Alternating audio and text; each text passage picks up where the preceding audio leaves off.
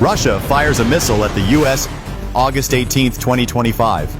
What Russia thought was a Ukrainian jet was actually an American F-35A Lightning II, silently gliding through international airspace. Within seconds, a nearly 4,000-pound missile blasted off a launch pad in Russia's Kaliningrad at Mach 14, detonating so close that the shockwave ripped off the stealth jet's wings and forced the pilot to make an emergency landing in the sea. His last words were heard over secure communications channels. "Mayday, hit target over the Baltic Sea." That one transmission set off a chain reaction. In Washington, leaders saw it not as an accident, but as an act of war.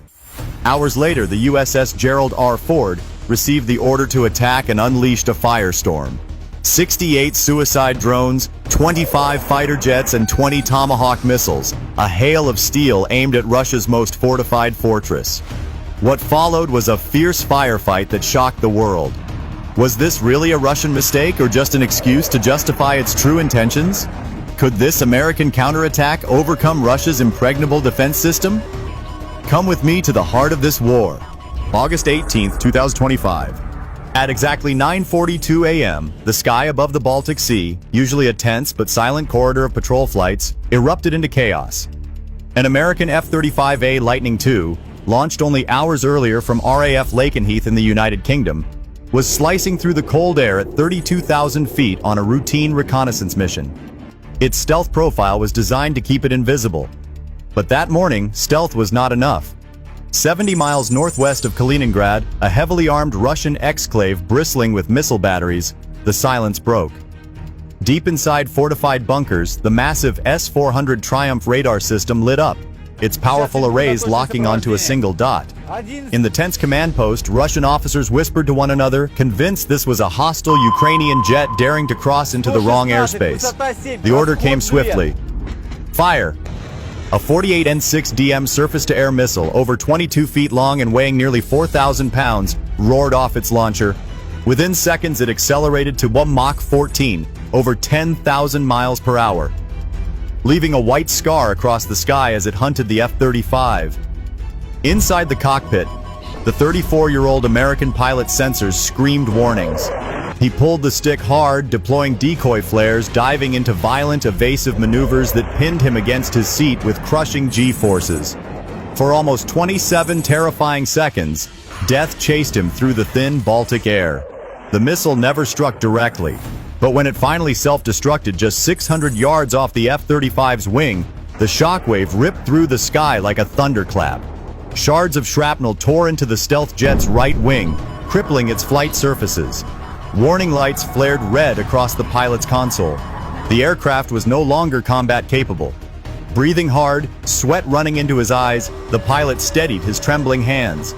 He keyed his secure radio, voice low but steady. "Mayday, Mayday, Falcon 1 hit over Baltic waters. Aircraft damaged. Attempting controlled ditch." The jet's nose dipped toward the gray sea below. For a fleeting moment, the pilot caught the glint of his wing, scarred, half shredded, and he knew escape was impossible. At 9:47 a.m., the F-35 banked hard and began its desperate descent toward the water. Beneath the surface calm of the Baltic, the stage had been set. What Moscow thought was a warning shot had just crossed a line. And in Washington, the message blinking on encrypted screens would soon be read as nothing less than an act of war. If you were the top leader of the United States, would you order an attack now, or would you wait for Russia to explain? Let me take a look at the Pentagon's decision. At 4:15 a.m. Washington time, the emergency signal from the downed F-35A reached the Pentagon.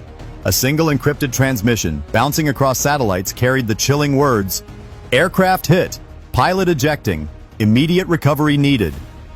Within minutes, the secure conference room inside the White House, known as the Situation Room, was filled with America's most powerful decision-makers. The President, the Secretary of Defense, the Chairman of the Joint Chiefs, and the National Security Advisor sat grim-faced as the details appeared on the screen. The Baltic Sea, one of the most contested corridors in the world, had just claimed a $98 million fighter jet. Worse still, intelligence officers confirmed what no one wanted to hear. The missile had been launched from Kaliningrad, home to one of Russia's densest networks of radar and anti-air batteries. The odds of it being a mistake were slim. The implication was staggering. Russia had effectively fired on the United States. At 4:27 a.m., the president gave a single order: prepare the fleet. Across the Atlantic, the USS Gerald R. Ford, America's most advanced aircraft carrier, was already on station with its strike group. 1 carrier, 2 guided missile cruisers, 3 destroyers, and over 75 aircraft. At the Admiral's command, operations officers began calculating flight paths, strike packages, and satellite support. The plan was brutal in its clarity. Hit back at the very heart of Kaliningrad's impenetrable defenses. 68 suicide drones equipped with radar jamming pods and guided bombs would go first. Behind them, a wall of steel, 15 F-22 Raptors and 10 F-15EX Eagles, all loaded with precision ordnance. For a moment, silence filled the situation room. Everyone knew what was about to happen. A single missile strike had dragged the world's 2 largest nuclear powers to the edge, and America was about to answer, not with words but with fire. Before we get into the heart of this war, support us by liking, subscribing, and letting us know where in the world you're watching from. 3:30 p.m. local Baltic time. The gray skies above the Baltic trembled as the first wave of America's retaliation roared into motion. From the decks of the USS Gerald R. Ford, more than 68 unmanned suicide drones lifted into the air, their wings glinting against the fading sun. Each carried a payload of 200 pounds of precision explosives and pods designed to jam Russian radar. They spread out across the sky in wide arcs, forming a swarm that stretched for miles. Behind them came the steel spearhead, 15 F-22 Raptors and 10 F-15EX Eagle IIs, climbing to strike altitude. Flying in tight V formations, their engines thundered across the Baltic, their holds bristling with JDAM smart bombs and AM-120 AMRAAMs. On the carrier deck below, sailors watched silently, knowing that in the next half hour the world might tilt into open war. Inside Kaliningrad's bunkers, alarms screamed. The Russian operators, overwhelmed by a sudden cascade of false signals, saw their radar screens bloom with hundreds of ghost contacts. The American drones were flooding the airwaves, blinding the defenders. Yet not all systems went dark. Secondary radars from Pantsir S-1 and Buk M3 batteries began tracking, and within moments, the sky above Kaliningrad lit up. The Russians fired first. A salvo of 18 surface-to-air missiles streaked upward, corkscrewing through the haze. In less than 90 seconds, 12 American drones were torn apart, exploding into harmless fireballs. One drone spun out of control, veering dangerously close to the Raptors before being vaporized by a quick burst from an escorting Eagle. For a heartbeat, chaos reigned, the Hunter drones nearly colliding with their own Guardians. But the swarm pressed on. The surviving 56 drones split into 3 attack groups, diving toward radar arrays and missile launchers. At 3:43 p.m., the first impact landed. A drone slammed directly into an S-400 battery, detonating with a roar that sent a mushroom of fire rising 200 feet into the air. Secondary explosions followed as fuel trucks and ammunition caches went up in flames. Seizing the opening, the F-22s dropped into attack runs. In pairs, they unleashed precision-guided JDAMs, each 2,000-pound bomb screaming down at Mach 1. The results were catastrophic. One Russian radar dome, costing over $300 million, vanished in a single strike. Another command bunker, reinforced with concrete, was cracked open like an eggshell. Still, the defenders fought back. Panzer batteries fired volley after volley of autocannon shells, tracers ripping across the clouds. A burst struck the wing of one UAV cluster, sending 5 drones spiraling into the sea. An F-15EX, swooping low, returned fire with a GBU-39 small-diameter bomb, silencing the gun crews in a single flash. By 3:50 p.m., the battle was a storm of fire and steel. The Americans had lost 17 drones but obliterated at least 7 major air defense positions, leaving gaping holes in Kaliningrad's shield.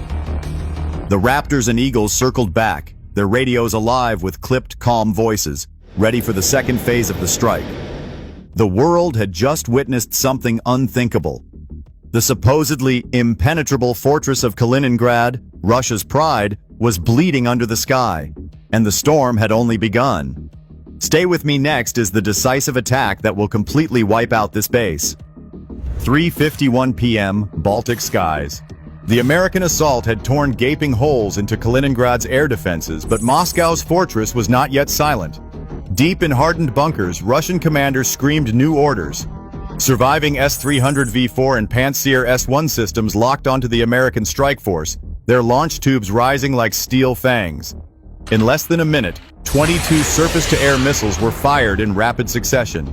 White contrails laced the sky, each warhead moving at blistering speeds, some exceeding Mach 10. The swarm of drones scattered, but the Raptors and Eagles had no such luxury. At 3:53 p.m., a thunderous explosion split the sky. An F-15EX Eagle II, valued at over $87 million, took a direct hit from an S-300 missile. The aircraft disintegrated mid-air, raining flaming debris across the Baltic waves. Both pilots ejected, but their parachutes never had a chance. They were consumed in fire before hitting the water. The radio call crackled across every headset. "Eagle down! Eagle down!" Moments later, another missile exploded dangerously close to a circling F-22 Raptor. Shrapnel ripped through the engine housing, tearing holes in its stealth skin.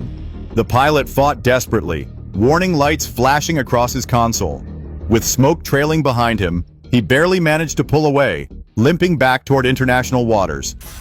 The world's most advanced fighter had been reduced to a crippled survivor. For a fleeting moment, the Americans faced the nightmare of every commander, overwhelming firepower threatening to reverse their gains. The surviving Raptors dove into evasive maneuvers, their stealth profiles saving them from radar lock. But the Eagles, heavier and less stealthy, were forced to fight under relentless fire. Then came the counterstroke. At 3:58 p.m., the USS Thomas Hudner, an Arleigh Burke-class destroyer patrolling 110 miles offshore, received coordinates of the Russian command hub. Within seconds, its vertical launch cells ignited. 20 Tomahawk cruise missiles, each carrying a 1,000-pound high-explosive warhead, erupted from the sea, arcing into the Baltic skies. The missiles flew low and fast, hugging the contours of the Earth at nearly 550 miles per hour. Russian radars scrambled to respond, but many were already crippled. The first Tomahawk slammed into a concrete bunker at 4:02 p.m., the explosion lifting a 30-ton steel door into the air like paper. Seconds later, another missile tore into a command post, killing over 24 Russian officers instantly. The onslaught continued, missile after missile striking hardened sites. A radar dome costing $250 million was obliterated in a single strike. An ammunition warehouse erupted, setting off a chain reaction of secondary explosions that rattled windows 10 miles away. Flames leapt 300 feet into the air, black smoke curling toward the heavens. By 4:07 p.m., Kaliningrad's vaunted command network was collapsing. Nearly half of its senior officers were dead or missing, and communications between air defense units had disintegrated into static. The Russians had thrown everything they had into the counterattack, and still the Americans answered with steel and fire. But victory came at a cost. The U.S. Navy had lost 2 of its newest fighters and 2 brave pilots. For the men aboard the Gerald R. Ford, their sacrifice burned as deeply as the flames rising over Kaliningrad. And yet, the battle was not finished. The final blow was still to come. 4:30 p.m., August 18th, 2025. The firestorm over Kaliningrad had ended, but its consequences were only beginning. What had once been the pride of Russia's western defenses was now nothing but rubble and smoke. Satellite images confirmed the unthinkable. Over 72% of Kaliningrad's entire air defense infrastructure was destroyed in under 47 minutes. The losses were catastrophic. Intelligence intercepts later revealed that at least 47 Russian officers were killed, including 3 generals and 9 senior colonels, along with more than 420 soldiers either dead or wounded. Ammunition depots that had taken a decade to stockpile were incinerated in less than an hour. Damage estimates soared beyond $6.4 billion in equipment, fortifications, and command assets erased. For the United States, the blow was heavy but limited. 2 fighters lost, 2 pilots dead. A painful sacrifice, but in exchange, the entire backbone of Russia's Baltic shield had been shattered. Of the 12 radar sites that once guarded Kaliningrad, only one remained functional, operating on emergency power and unable to track stealth aircraft. By evening, Russian radio chatter painted a picture of chaos. Surviving troops were ordered to abandon positions. Convoys of trucks fled inland. Families evacuated coastal villages, fearing more strikes. For the first time in decades, Kaliningrad, the fortress Moscow called untouchable, was silent. On the decks of the USS Gerald R. Ford, sailors looked east at the towering plumes of smoke. The cost had been blood, but the outcome was undeniable. America had not only avenged its fallen pilots, it had erased an entire stronghold. And with it, the world was forced to confront a chilling reality. When America answers, the battlefield itself disappears. By the time the smoke drifted westward over the Baltic Sea, the world had changed. In just under an hour, a single missile fired from Kaliningrad had spiraled into a catastrophe for Moscow. The United States had answered with 68 drones, 25 fighters, and 20 Tomahawk missiles, and the result was absolute. Over 400 Russian casualties, billions in destroyed infrastructure, and a fortress reduced to silence. But the victory was not bloodless. 2 American pilots had given their lives that day, their aircraft falling in flames over hostile skies. On the deck of the USS Gerald R. Ford, their absence was felt more deeply than any triumph could conceal. Yet their sacrifice carried meaning. It reminded the world that American resolve is written not only in steel and fire, but also in the lives of those who defend its flag. Kaliningrad had been considered untouchable. Now it stood as a smoldering warning. To allies, it was proof that America would never hesitate when its people were threatened. To adversaries, it was a lesson carved in ruins. Strike at an American aircraft, and the response will not be measured in words, but in annihilation.